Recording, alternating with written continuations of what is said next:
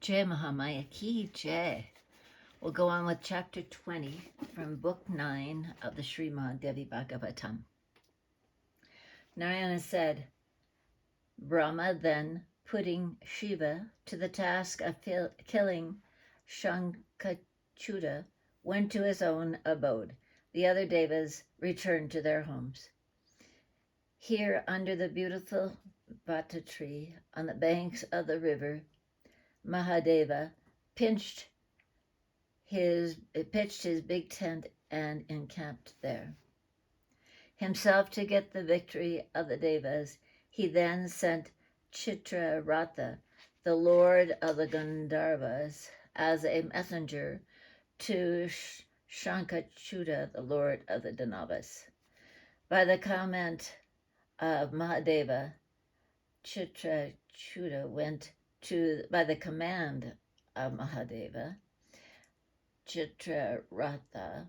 the city of the king of the demons, more beautiful than Indra's palace, and more wealthy than the mansion of Kubera. The city was 5 yojanas wide and twice as much in length.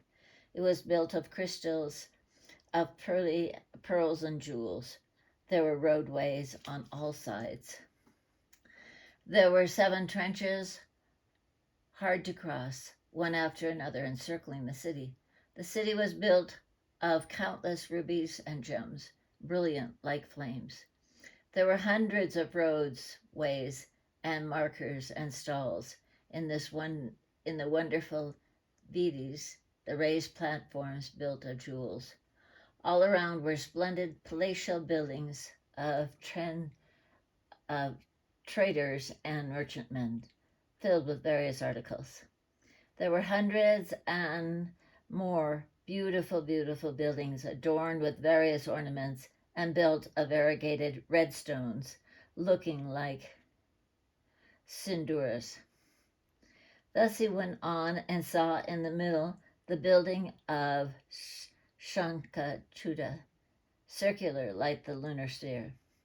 4 ditches all filled with fiery flames encircled one after another his house, so the enemies could not in any way cross them. But the friend could easily go there. On the top were seen turrets built of jewels, raising high in the heavens. The gatekeepers were watching the 12 gates. In the center were situated locks and locks of excellent jewels-built houses. In every form there were jeweled steps and staircases, and the pillars were all built of gems and jewels and pearls. Chitraratha saw all this and then went to the first gate and saw one terrible person, copper-colored with tawny eyes, sitting with a trident in his hand and with a smiling countenance. He told him that he had come as a messenger and got his entrance.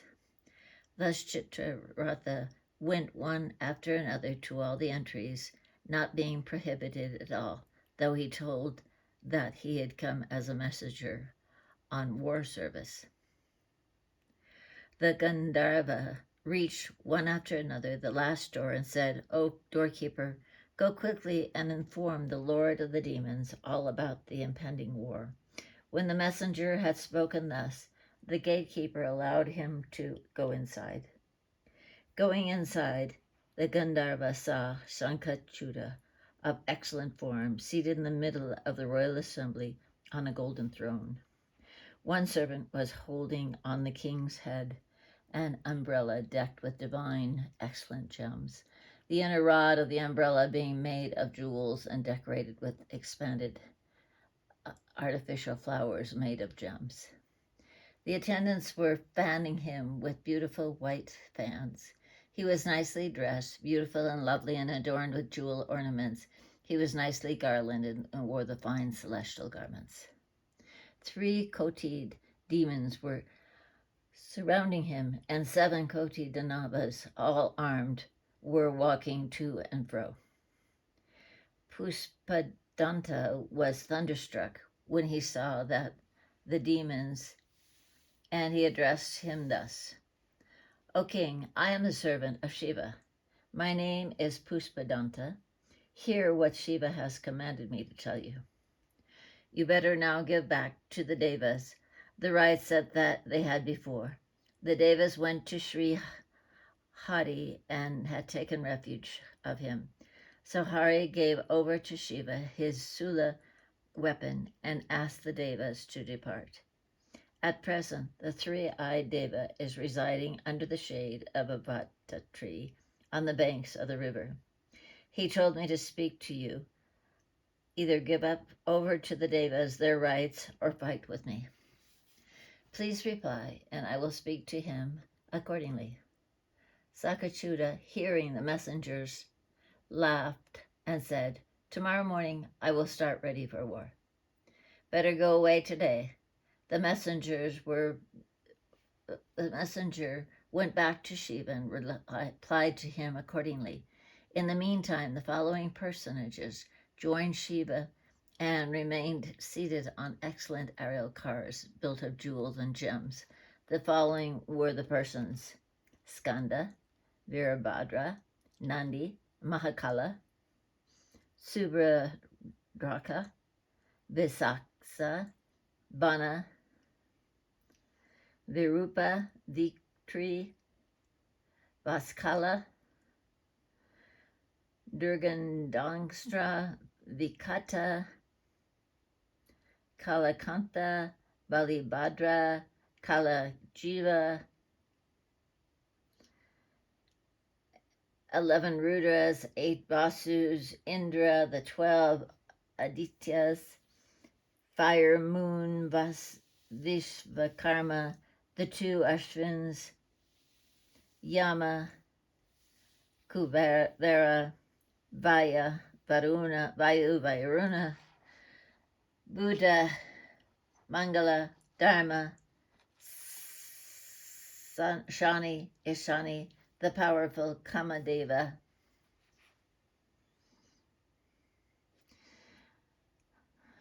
and many, many, many other terrible demons. And Devis, Bhadrakali, Kali wore the blood red clothing, and she smeared red sandal paste all over her body. Dancing and laughing, singing songs in tune, very jolly, she bids her devotees discard all fear and terrifies the enemies. Her lip is terrible, killing, and extends to 1 yojana. On her 8 arms she holds conch, disc, mace, lotus, axe, bow, and arrows. She was holding in her hands the bowl-shaped human skull that was very deep and 1 yojana wide. Her trident reached up to the heavens. Her weapons, called the Shakti, like a dart, extended to 1 yojana. Besides, she had mace and a club and a thunderbolt and another club and a shield and the Vishnava weapon, the Varuna weapon, the fire weapon, and the noose of serpents.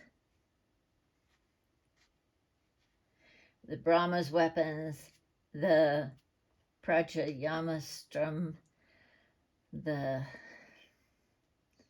Maheshvaram, and the Sandarsunam, and various other infallible divine weapons. Besides, hundreds of other divine weapons were with her. 3 kotis of yoginis and 3 kotis and a half of terrible dakinis were attending Bhadrakali. Bhutas, demons, pritas, pisakas, Brahma, Rakshasas, Kinnaras, Yakshas also were there in countless numbers. At this time, Kartikeya came there and bowed down to his father Mahadeva. He asked him to take his seat on his left side and asked him to help.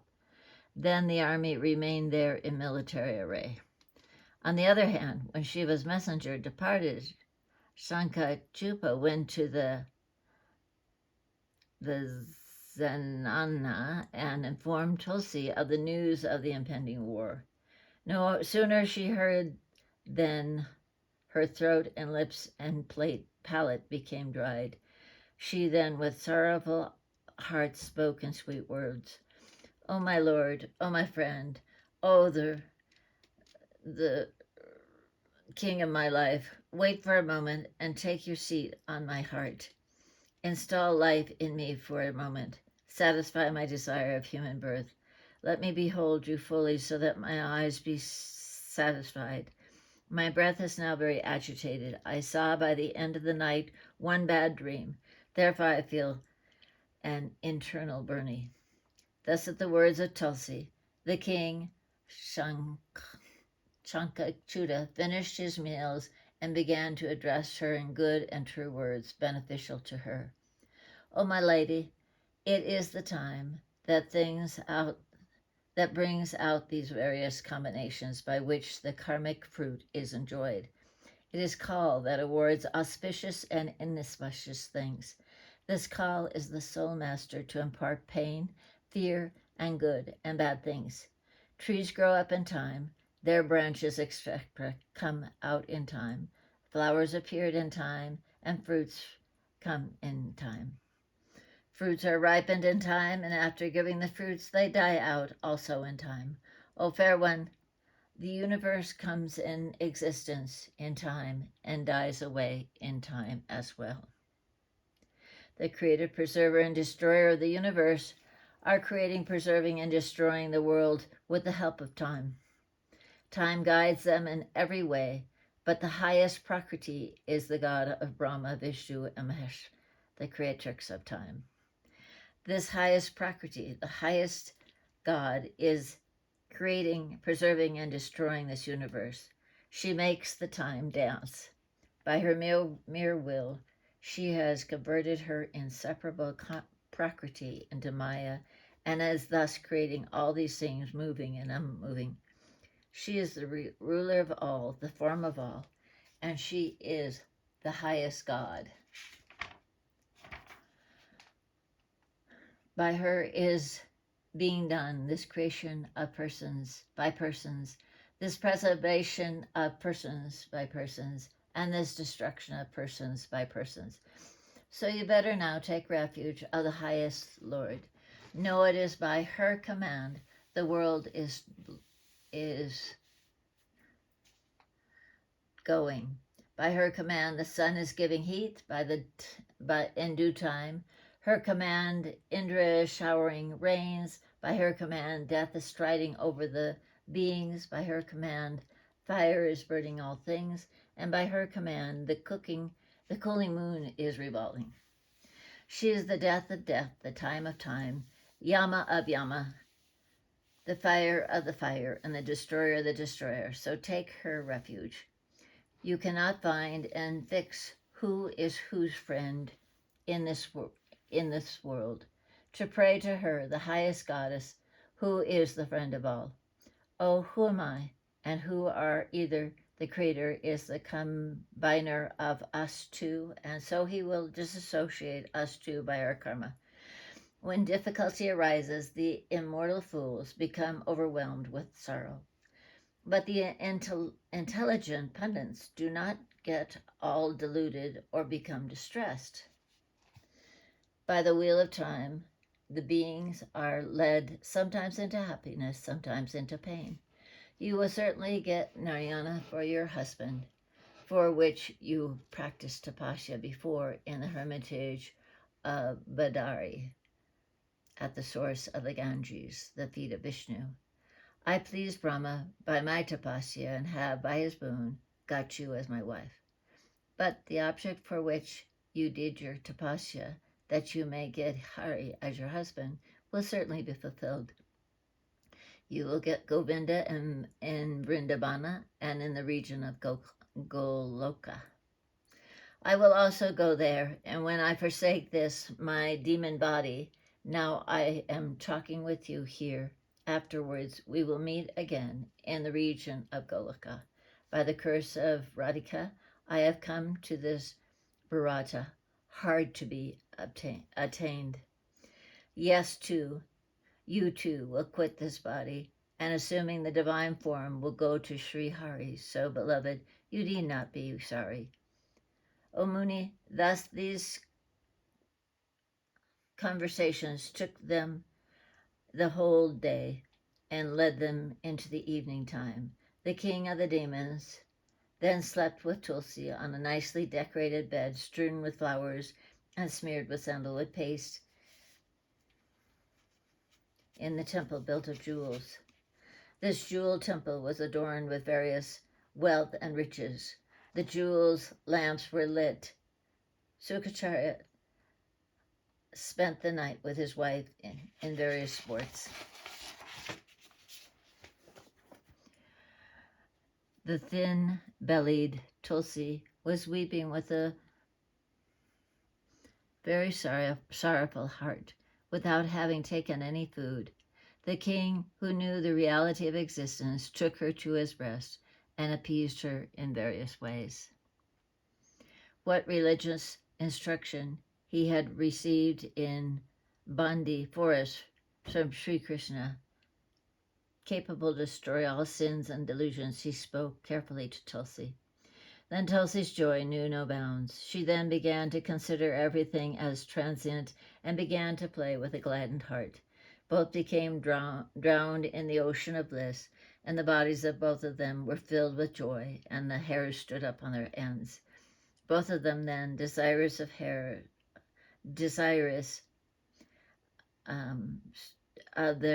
meet their ends, both of them joined together and became like one body. As Tulsi considered Shukachuda to be her lord, so the Danava king considered Tulsi darling of his life. They became senseless with pleasurable feelings arising out of the amorous connection. Next moment, they regained their consciousness and both began to converse in amorous matters. Thus, both spent their time, sometimes in sweet conversation, sometimes laughing and joking, and sometimes maddened with amorous sentiments. As Sankachuda was clever in amorous affairs, so Tulsi was very expert. So none felt satisfied with love affairs, and no one was defeated by the other.